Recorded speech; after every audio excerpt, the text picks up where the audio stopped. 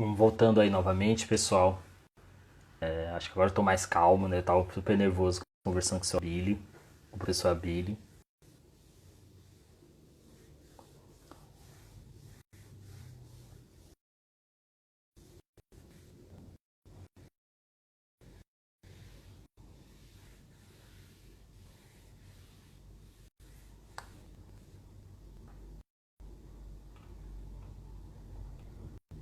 Bruno.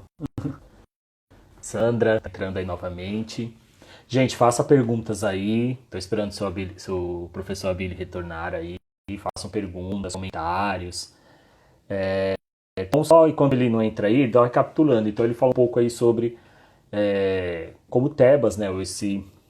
Acho que ele agora vai comentar um pouquinho sobre um pouco aí da vida do Tebas, do Joaquim Pinto de Oliveira, né, que foi responsável pela construção, pela engenharia, pela arquitetura aí de algumas paisagens históricas aí que a gente, a gente conhece aí do centro de São Paulo. Também falamos um pouco aí sobre o cemitério dos escravizados também.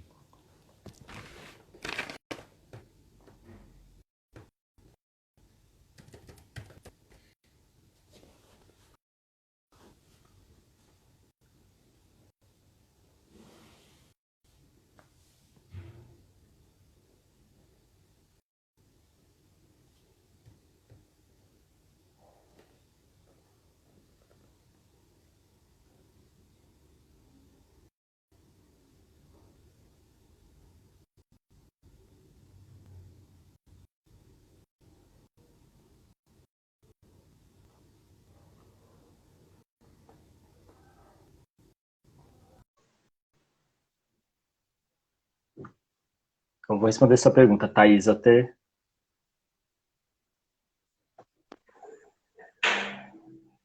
Cá estamos. Opa, é... Tudo bem, senhor? Alguém pediu, é isso mesmo, desculpa, é que eu vi aqui que me mandaram perguntas aqui do lado também. Bom, tem algumas outras perguntas de continuar. A Thaís me perguntou também, falar um pouco sobre a história de vida do Tebas também, e se tem algum registro sobre ele. Inclusive, Thaís, acho que você entrou depois, o professor Abílio vai disponibilizar o PDF do livro dele. Aí, aí vou pedir para o pessoal que cuida das redes sociais, deixar o link, o PDF, vocês acessarem para quem não tem o livro, beleza? Aí os alunos do cursinho, ou os alunos que principalmente são da minha disciplina, eu já mando diretamente na hora que eu receber o PDF. Aí das outras disciplinas eu peço pro professor, tem a Lahá que está aí, que é a professora de linguagem visual, e os convidados de fora eu vou pedir pro pessoal deixar, não sei se dá para deixar esse link no Instagram, ou pode entrar em contato comigo aqui, que eu sou bem acessível, eu posso passar depois, assim que o professor Abílio passar. Muito obrigado É, de, mesmo ante, aí pelo... Oi? de antemão, a gente já pode deixar a seguinte informação. São Paulo Antiga. São Paulo Antiga é um site que tem lá disponível o PDF do livro. Ah, no site São Paulo Né? Antiga, além. Muito bom. São Paulo Antiga. E tem E de outros também livros pode também, né? anotar. Sim, sim. E também pode, se quiser anotar meu e-mail também, escritorabilio@gmail.com. Vou pedir, vou pedir para o Henrique digitar aí no bate-papo. Como? Escritor. escritorabilio@gmail.com.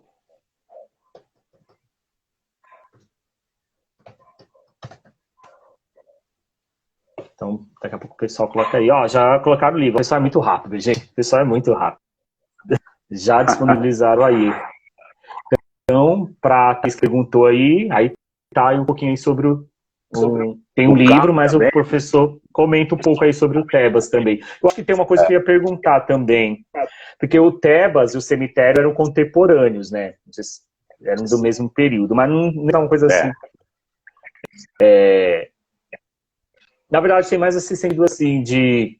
Eu me lembro quando o senhor fez essa formação lá no CPDOC, você contou toda a história da vida dele, onde os lugares que ele passou, não dá para estender muito aqui também, mas Eu acho que eu queria mesmo que você... Por que no livro fala que, inclusive, recentemente o Conselho de Arquitetura reconheceu ele como arquiteto. O que fez ele não, naquela época, alguns registros sumiram aí durante muito tempo, assim como o cemitério, que a gente vai saber muito tempo, séculos, décadas depois, da existência desse cemitério, e do próprio Tebas também, que você mencionou no primeiro bloco, que foi a partir do seminário. Mas como é que era isso, assim, no período dele, de construir? As irmandades deixavam ele com a autoria, não deixava? Como é que era isso, o reconhecimento dele naquele período? Eu estou vendo ali que encontraram o livro no site do CAL também, né? calsp.gov.br. Também está lá. É porque esse livro foi publicado, foi financiado pelo CAL, né? O CAL é o Conselho de Arquitetura e Urbanismo, é o órgão que fiscaliza a atividade dos arquitetos. O CAL ainda não reconheceu o Tebas, né? O órgão que reconheceu o Tebas em 2018 foi o Sindicato dos Arquitetos do Estado de São Paulo. Ah, tá. Então, o sindicato reconheceu o Tebas como integrante da categoria, né? O CAL ainda não fez isso. O CAL tem um processo mais burocrático para você fazer essa proposta, para isso ser encaminhado, né?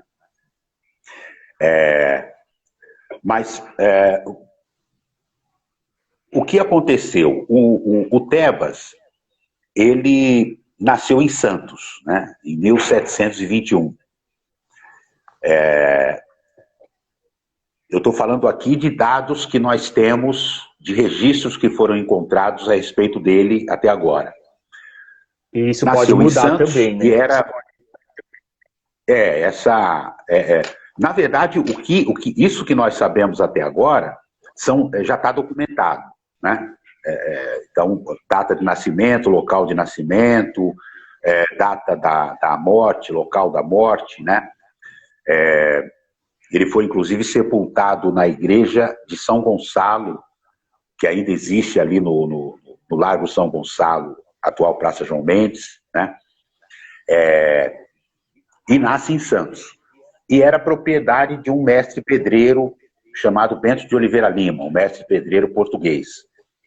E esse cara, ele não era um escravocrata desses de grande porte, que tinha um exército de negros e negras trabalhando para ele numa grande fazenda. Era um profissional, né, um mestre pedreiro que construía obras, fazia obras, era da área da construção civil, e ele tinha uma equipe de 4 negros escravizados que eram especialistas em pedra de cantaria, como ele, Bento de Oliveira Lima, também era.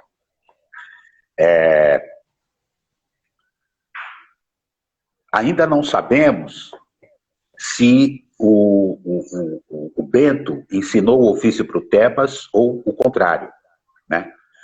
Porque a gente sabe que esses africanos que foram trazidos para a diáspora, que foram levados para a diáspora africana no mundo inteiro, eram especialistas em diversos tipos de trabalho, né?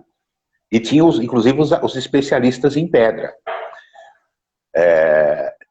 Por exemplo, e tem algumas curiosidades, algumas questões que são pistas para pesquisa, para checar até que ponto procedem determinadas narrativas.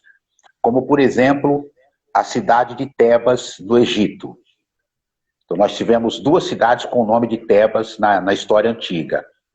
A Tebas grega, né, e a Tebas egípcia. Muito tempo antes de Cristo, nós tínhamos a Tebas grega, onde aconteceu aquela lenda, aquele enigma a lenda do Édipo, né? O enigma da Esfinge. E a Esfinge não deixava ninguém entrar na cidade sem resolver o enigma, né? Decifra-me ou devoro-te, que ficou famosa essa frase da Esfinge e tal. E tinha os gregos invadiram o Egito, e lá também nomearam uma cidade de Tebas, e nessa cidade tem uma região, que ainda hoje é local de visitação, inclusive, que é onde foram sepultados os faraós. E as sepulturas desses faraós foram esculpidas em pedra, né? Então são famosas essas esculturas que são esculpidas dentro das rochas, né? Então nós temos uma tradição de trabalho com pedra da África que vem de muitos séculos. É lógico que uma visão eurocêntrica vai, de maneira de antemão, uma visão pré-concebida, imaginar que foi o Bento de Oliveira Lima que ensinou o ofício para os seus negros escravizados. Mas nós que buscamos uma visão, desconstruir essa visão decolonial que nós buscamos, nós queremos fazer perguntas. Por que não você questionar, não pesquisar essa outra possibilidade? Será que não foram esses negros que ensinaram o ofício para o Bento de Oliveira Lima, né? Afinal de contas, esses 4 negros que vieram, que foram trazidos pelo Bento aqui para São Paulo, o Tebas tinha um talento muito específico, muito especial desse trabalho com pedra. Tanto que quando o Bento morreu, foi feito um inventário dos bens dele e do valor dos bens dele, incluindo as pessoas que ele tinha escravizado, que eram propriedade dele. E o Tebas valia o mesmo que os outros 3 mestres pedreiros somados, né? Então o Tebas valia 300 mil réis, enquanto cada um dos outros 3 valia 100 mil réis. Essa avaliação, provavelmente, era uma avaliação feita com base naquilo que aquele negro escravizado tinha capacidade de fazer, né? Então, quem contratou os trabalhos, os serviços do Tebas?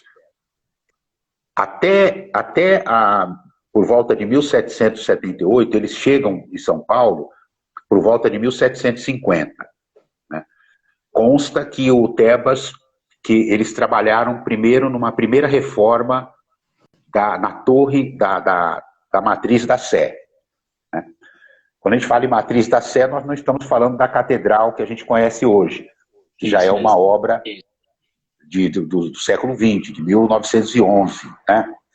Que demorou vários anos para ser construída. Antes disso, de 1911 para trás, a Matriz da Sé ficava onde hoje, para ter uma ideia, tem uma estátua do padre José de Anchieta na Praça da Sé. Essa Matriz da Sé ficava ali. Então, eles chegam a São Paulo por volta de 1750, e a primeira obra que eles vão executar é a torre dessa matriz. 28 anos depois, quase 30 anos depois, eles vão trabalhar na reforma dessa mesma matriz, né? E é nesse momento que o Tebas vai se transformar num homem livre. Porque em 1769, o Bento de Oliveira Lima morre. Ele tinha recebido dinheiro para fazer a reforma da matriz antecipadamente, e ele morre no meio do trabalho. E a Igreja Católica, né, que tinha já pago aquele dinheiro, pressiona a viúva do Bento de Oliveira Lima, a senhora Maria Antônia Pinta, pressiona ela no seguinte sentido: olha, os credores estão batendo a sua porta, né? A igreja vai arrematar o sítio do seu marido, que ficava ali onde é o bairro do Paraíso hoje, tinha algumas cabeças de gado, tinha mais algumas pessoas escravizadas lá e tal, e o Tebas vai ficar com a gente para concluir a reforma da matriz. E depois de 2 anos, ele tem um prazo de 2 anos para concluir. Depois disso, a gente devolve o Tebas e faz o pagamento desse sítio, né? Mas ela não consegue cumprir esse prazo porque a obra só foi concluída em 1778, portanto, de 69, quando o Bento morreu, 1769 até 78, são 9 anos. Então, ela extrapolou o prazo de 2 anos. Né? Por quê? Porque ela dependia do Tebas. Com o marido morto, ela que não sabia fazer nada, dependia do trabalho do marido, ela ficou dependendo do Tebas. Então, graças a esse momento é que a gente tem acesso a documentos, né? O Carlos Cerqueira fez a pesquisa junto aos arquivos dos Carmelitas, encontrou contratos de trabalho assinados pelo Tebas. Então o Tebas dava o valor da obra, recebia a grana, assinava contrato, né? Porque a viúva do Bento de Oliveira Lima ficou dependente do Tebas. Como ele era a única fonte de renda dela, então ela colocou ele para trabalhar em obras simultâneas. Então ele trabalhou na reforma da Sé ao mesmo tempo que trabalhou na fachada da Igreja da Ordem Terceira do Carmo, por exemplo. Por isso não conseguiu cumprir esse prazo. E perdeu o sítio, perdeu o Tebas, né? Não sabemos como ficou a situação dela, mas ela deve ter ficado com uma situação assim, né? Perdeu tudo, porque o marido morreu, deixou dívidas e deixou essa pendência do término da obra. Né? Então, o Tebas, ele foi contratado principalmente por corporações religiosas. Né? Hoje nós temos documentadas 6 obras que ele executou. 3 delas ainda estão presentes na paisagem, nós podemos apreciar, que são a fachada da igreja da Ordem Terceira do Seráfico Pai São Francisco, que fica ao lado da Faculdade de Direito do Largo São Francisco. Né? A fachada da igreja da Ordem Terceira do Carmo, que fica ali ao lado do atual prédio da Secretaria da Fazenda, na Avenida Rangel Pestana. Perto do Poupatempo, né? Em frente ao Poupatempo. E a outra obra é o Cruzeiro de São Francisco, que fica na cidade de Itu. Né? Os franciscanos contrataram o Tebas para fazer esse cruzeiro lá, que é um cruzeiro de pedra de 9 metros de altura, feito em Varvito, que é uma pedra que tem o Parque do Varvito lá em Itu. É a única obra em pedra no mundo feita em Varvito. Né? E as outras, são 6 obras do Tebas, as outras 3 desapareceram da paisagem, que é a fachada do Mosteiro de São Bento, porque a fachada onde o Tebas trabalhou é anterior à versão atual que nós conhecemos do Mosteiro de São Bento, que já é uma versão do século XX também. Então essa obra desapareceu da paisagem, tem apenas foto do Militão Augusto de Azevedo, que registrou a São Paulo do século XIX, o Chafariz da Misericórdia, né? E a própria Matriz da Sé, que foi demolida para o alargamento da Praça da Sé, para fazer essa Praça da Sé que a gente conhece hoje, ampla, né? Diferente do que era o Largo da Sé da São Paulo, do vilarejo que era São Paulo, antes da ferrovia, antes do café, São Paulo, a essa prosperidade toda, né? A essa expansão e essa prosperidade e essa desigualdade tão grande. Né? O Chafariz da Misericórdia é a única obra que nós conhecemos até o momento que não foi contratada pela igreja. Né?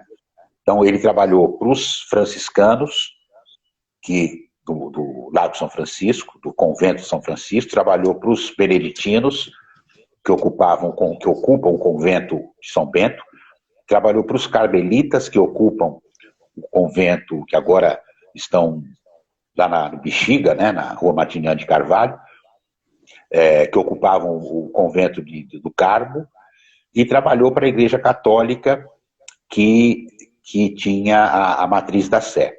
A única obra dele que não foi para a igreja, que foi uma contratação da Câmara Municipal, foi o Chafariz da Misericórdia, que é uma obra pública, né, uma obra da administração pública de São Paulo, que era para fazer o abastecimento de água da cidade. Toda essa documentação, ela está disponível para os pesquisadores nos arquivos da Cúria Metropolitana, nos arquivos do Convento do Carmo, né? Então, é assim que se tem pesquisado sobre ele, né? Esses religiosos têm um arquivo muito organizado, eles têm livros de receitas e despesas, que consta ali o que foi gasto, quando foi gasto, em quem foi pago para fazer determinado trabalho, né? Então, os livros de receita e despesa do Convento do Carmo foram fundamentais para se descobrir informações sobre o homem Tebas, né? Informações historiográficas sobre ele, que não são narrativas de lendas, tal, mas que são informações sobre esse personagem. Acho que era mais ou menos essa a pergunta, né?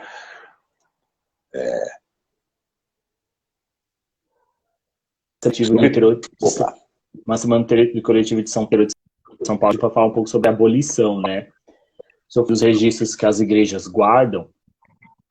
Assim, para quem está assistindo, poucos registros guardados a escravidão nos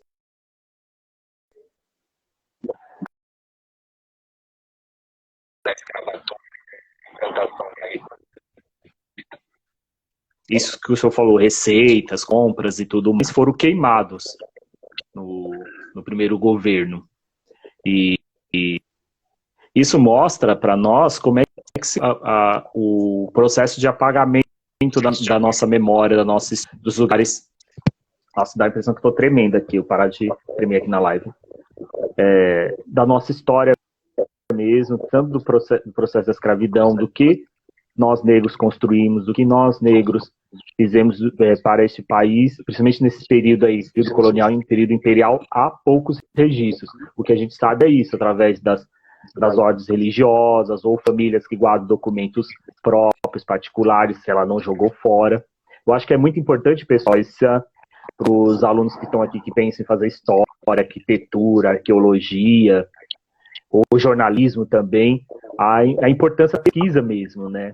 A importância da pesquisa para a gente entender o nosso passado, para a gente entender o que foi o nosso passado, como estamos hoje no presente e que futuro que nós queremos construir. Eu acho que isso, falar de Tebas, Joaquim Pinto de Oliveira, eu sempre confundo o último sobrenome, Joaquim Pinto de Oliveira, e falar do cemitério dos Aflitos, ou sítio ecológico dos Aflitos, é falar sobre a nossa história. E como o próprio professor Abílio colocou na primeira parte, entender o processo de democracia, o processo de autoria... Isso deu branco agora. Democracia, cidadania e autoria... Nossa, gente, deu branco. Autonomia, autodeterminação, autoria. De violência, mas era sinônimo de violência. Como é que o nosso passado foi construído? Políticas autoritárias, né? Porque é isso que mais ou menos assim. Autoritarismo. Nossa, gente. Hoje estou dando aula desde manhã, 7 horas da manhã. Chega uma hora que dá um bug tremendo. E lá no colégio eu dou aula de Idade Média. Nada a ver com o Brasil Colônia. Nada a ver com o Brasil Império. No cursinho eu dou aula bem de história geral, não dou aula de história do Brasil, é professora. Aí às vezes dá um chute aqui na minha... Autoritário, né? O nosso processo autoritário brasileiro. Alguém me perguntou aqui qual foi o motivo da demolição do chafariz da Misericórdia, que agora não tem nada no lugar. Ele perdeu a função, né? O chafariz o abastecimento de água acontecia pelos chafarizes, não tinha água encanada, né? Então as pessoas iam buscar água, os negros, principalmente mulheres, homens também, indígenas, que trabalhavam nas casas, iam até os chafarizes encher potes de água para levar para as casas. Era esse o sistema de abastecimento. Então o chafariz, no final do século XIX, quando surgiu a Companhia Cantareira de Água e Esgoto, que começou a fazer reservatórios de água, a levar água encanada para as casas, os chafarizes passaram a perderam a função, eles não eram mais necessários, né? E também tem dois lados de uma mesma história que se complementam. De um lado, eles perdem a utilidade. De outro, havia uma visão na virada do século XIX para o século XX, com a República, com a implantação da República, de que o Brasil deveria ser moderno e devia se livrar de tudo aquilo que representava atraso, né? Então, a monarquia representava atraso, a escravidão representava atraso, né? E aquelas pessoas que lembravam a escravidão, mão de obra escravizada, tal, representava atraso. Então, as elites que estavam se industrializando, que estavam usando todo o capital acumulado com as grandes plantações, especialmente de café, que foi o último ciclo econômico, elas tinham esse capital acumulado, passaram a investir esse capital para industrializar, para investir na indústria. E aí, na cabeça dessas elites, não combinava um modelo do passado, né? Inclusive a mão de obra ligada ao trabalho escravizado, com a modernidade. Por isso, essa ideia de que era preciso trazer imigrantes europeus, né, e não usar a mão de obra escravizada como mão de obra assalariada, né? Era preciso limpar o país dessas pessoas, né? E era preciso também livrar o país dessa herança do passado. Então, os nomes de rua, toda a narrativa ligada à monarquia e à escravidão foi substituída por uma nova narrativa ligada à França, né, especialmente aos modelos arquitetônicos franceses. Exemplo disso são as obras do Caetano, o famoso arquiteto que fez o Teatro Municipal, Ramos de Azevedo, exatamente. As obras do Ramos de Azevedo são todas estilo Champs-Élysées, né, a Paris daquele momento, do final do século XIX. Né? E esse era a opulência do café, a grana acumulada com o café, construiu cidades à imagem e semelhança da Europa. Rio de Janeiro, especialmente, e São Paulo. Né? Então, além do fato de que o chafariz já não era mais necessário, também era preciso se livrar dessas marcas do passado. Essa é a razão, inclusive, porque a Igreja do Rosário dos Homens Pretos vai ser removida ali do Largo do Rosário. Não por acaso a praça, o largo passa a se chamar Praça Antônio Prado, que é o prefeito que liderou esse processo de remoção da Igreja do Rosário para o Largo Paissandu, o primeiro prefeito de São Paulo, que ficou 12 anos no cargo, né? E que foi o cara responsável pela modernização de São Paulo. Eu estudei o filho dele. Eu estudei o filho dele no mestrado, Paulo Prado. Pois é. É de uma família de escravocratas, de cafeicultores, né? E é um cara que é o nome da modernização de São Paulo. Né? Então havia todo um projeto, ele como prefeito era representante de uma classe que queria mudar a sua forma de ganhar dinheiro por meio da industrialização, por meio da modernização de São Paulo, né? E que queria se livrar de todo um estigma de um Brasil atrasado, que dependia da mão de obra escravizada e tal.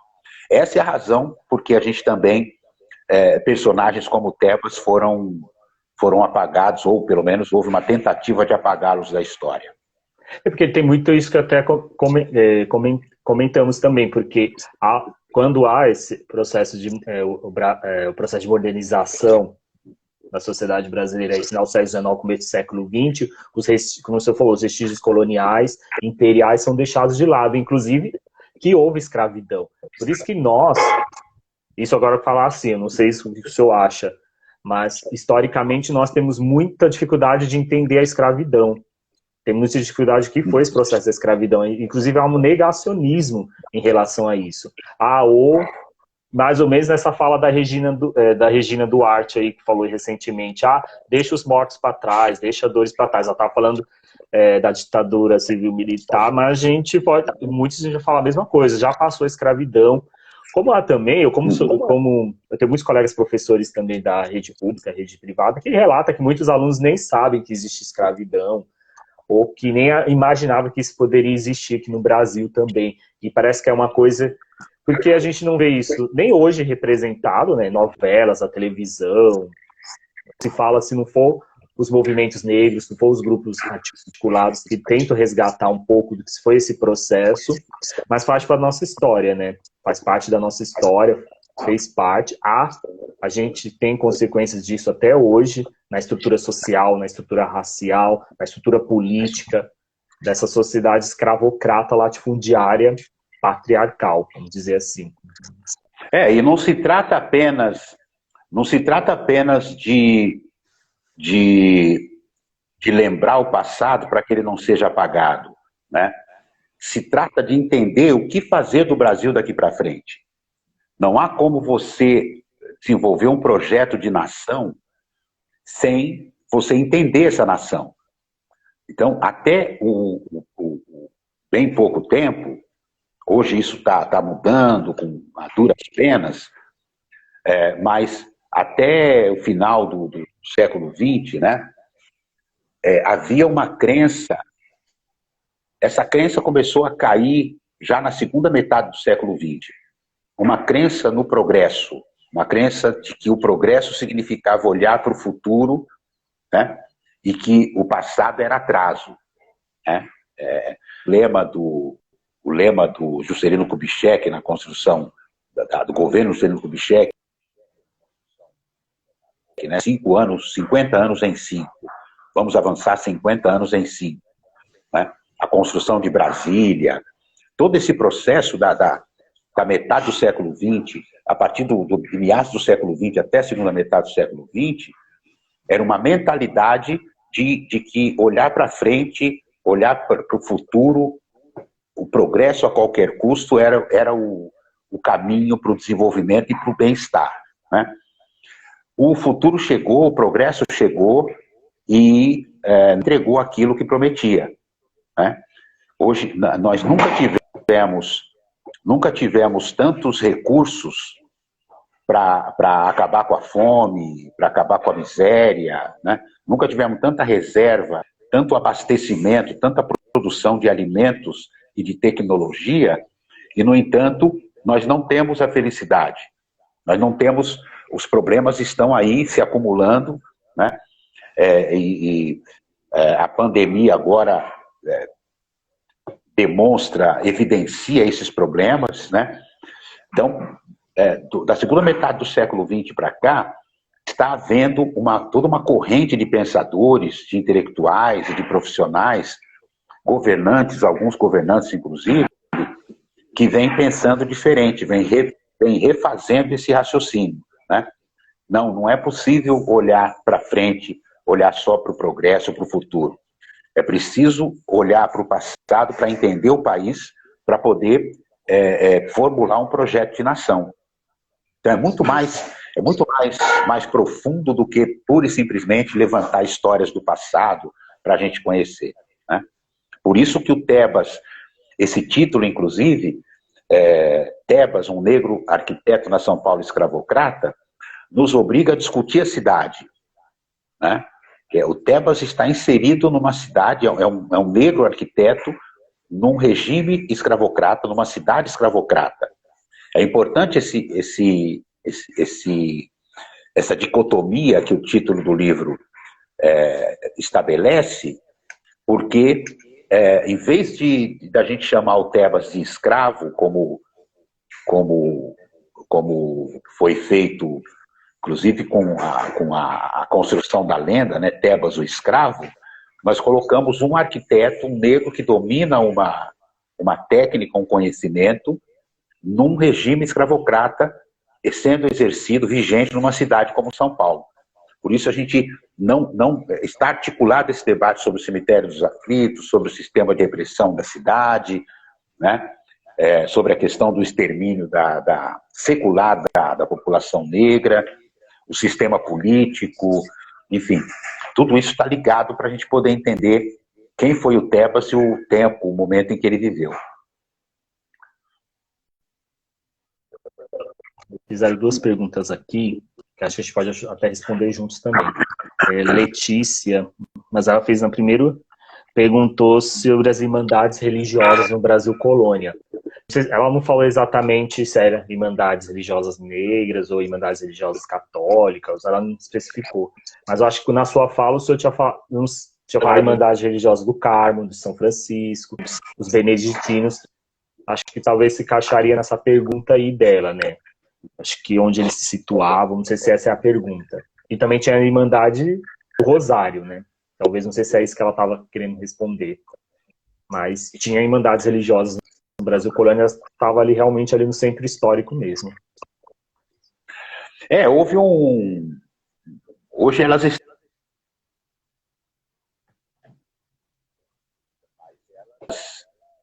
era muito comum você ter irmandades, inclusive para construir templos religiosos.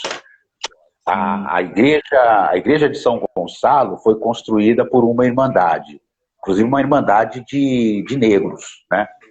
A igreja da Boa Morte, na Rua do Carmo,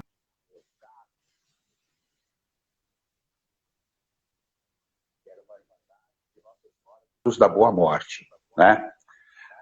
Tinha a Irmandade de São Benedito também, que tem uma história, tem um frei franciscano que está desenvolvendo uma dissertação de mestrado sobre a Irmandade de São Benedito, que durante a igreja do meio ali do Largo São Francisco, e que teve uma disputa judicial, muita imprensa na época, do século XIX, sobre isso, porque eles não queriam sair mais da igreja, e os franciscanos querendo a igreja de volta e tal. Então, irmandades, né, até porque era por meio da igreja católica que você tinha a sua cidadania reconhecida. Então, você formava irmandades, pessoas formavam irmandades para poder ter proteção, para poder exercer seus serviços religiosos, para poder ter um funeral digno, né? Então era muito comum. Hoje você já não ouve falar mais em irmandades, né? Mas elas se proliferaram em São Paulo, irmandades de todo tipo, né? Inclusive irmandades de homens pretos, irmandades de homens pardos também. Olha, muito interessante. E por fim, a última pergunta, um rapaz, agora não consegui anotar o nome, que ele falou assim, além do sítio dos aflitos, há outra pesquisa arqueológica nesse sentido? Outros sítios aqui na cidade de São Paulo, se eu tenho alguma... Uma coisa que eu acho que eu só fiquei com uma dúvida, acho que tem a ver com isso. Quando o senhor tinha me comentado da Igreja do Rosário, ali no Lago do Antônio Prado, ficava no Lago do Antônio Prado, tinha um cemitério ali. O senhor falou que tinha um cemitério ali. Esse é a possibilidade de, se a gente fosse escavar ali, encontrar alguma coisa nesse sentido? Sempre há, viu? Porque quando você... Acontece que os órgãos de defesa e salvaguarda do patrimônio, eles identificam os locais que eles classificam como de interesse arqueológico, né?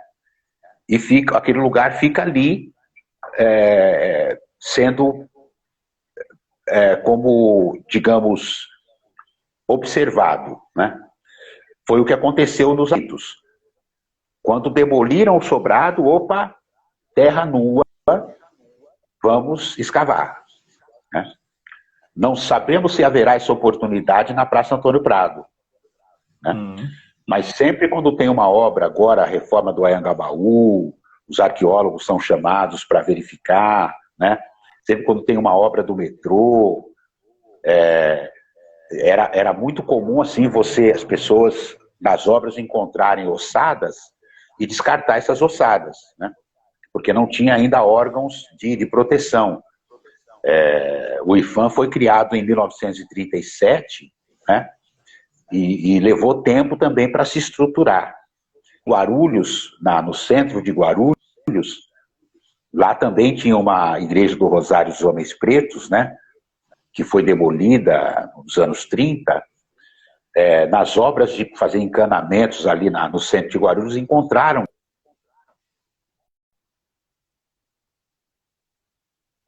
E são ossadas que ninguém, não se sabe onde foi parar, onde foram parar essas ossadas, né? Então,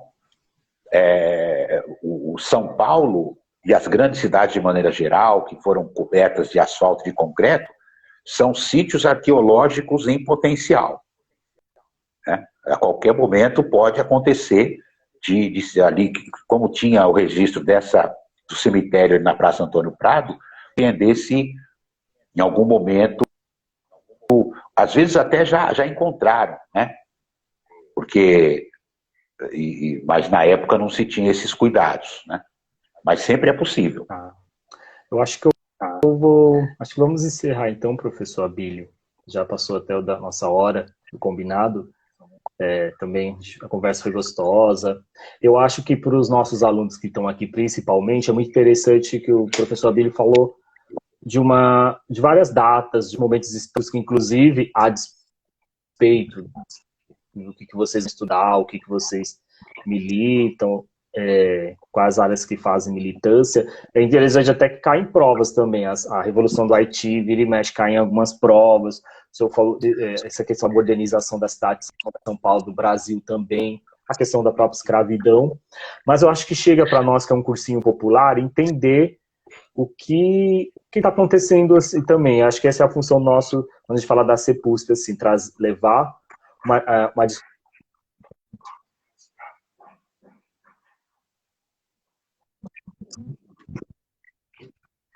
e, novamente, falar do cemitério, falar do cemitério dos aflitos, falar de Joaquim Pires de Oliveiras do Tebas, é falar de toda essa história.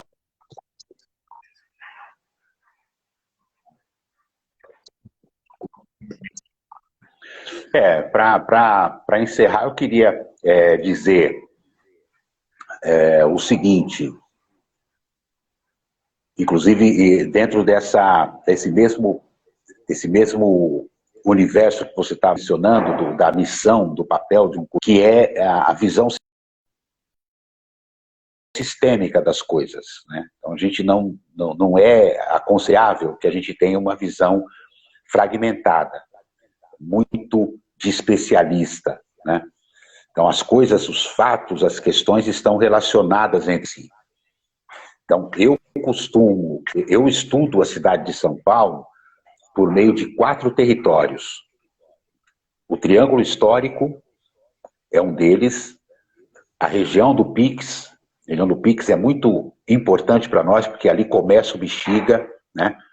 Ali, onde é a Avenida 23, a Avenida 9 de Julho, é o córrego Saracura, que vai dar origem ao quilombo da Saracura, atual Praça 14 Bis.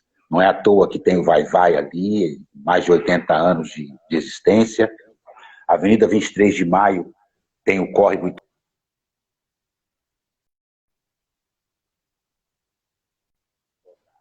para a Zona Sul. A outra, então, Triângulo Histórico, Pix. A outra região é o próprio Bexiga, né?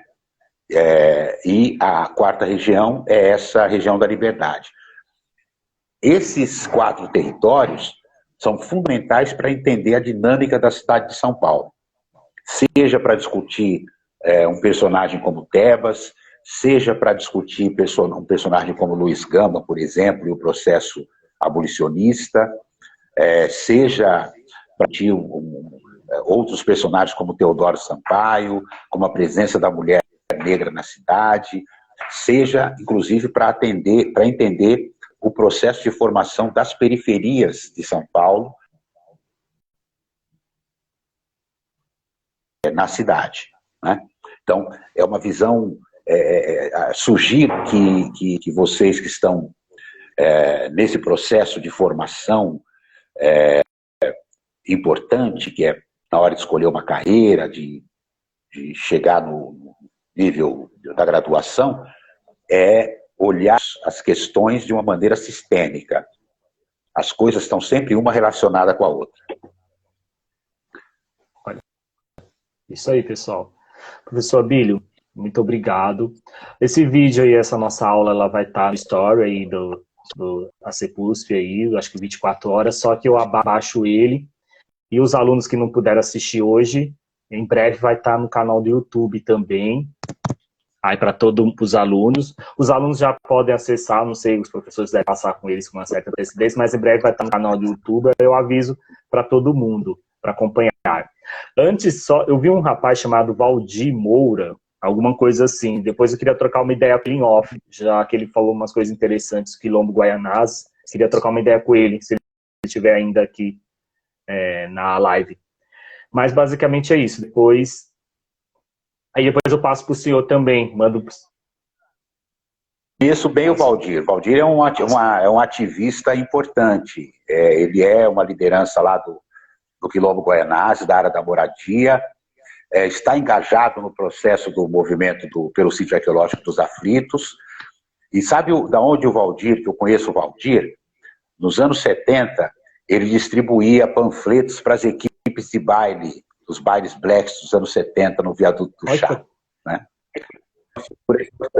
Uma boa discussão também, porque aqui para os nossos alunos também, eu já estou pensando em fazer uma discussão de música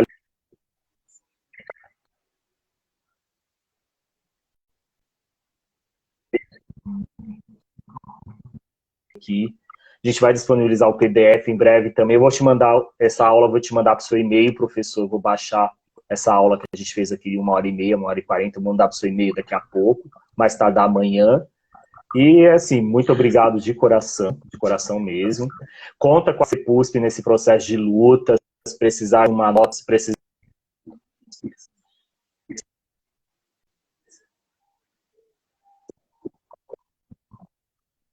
Eu era roteiro pelo Centro Histórico de São Paulo, mas não deu certo por conta da pandemia, mas conte com a CEPUSP, assim, nesse processo de luta, conte com os professores, conte o Centro de Línguas da CEPUSP aqui presente também.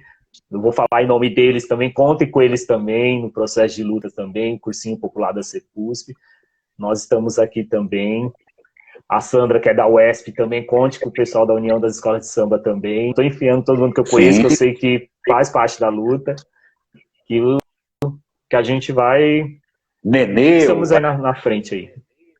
Alexandre Magno lá, presidente da Isso. UESP, temos dialogado bastante. Isso. Um abraço, gente. Muito obrigado, tchau, tchau. E para os alunos que estiverem aí, semana que vem vai ser sobre o Enem.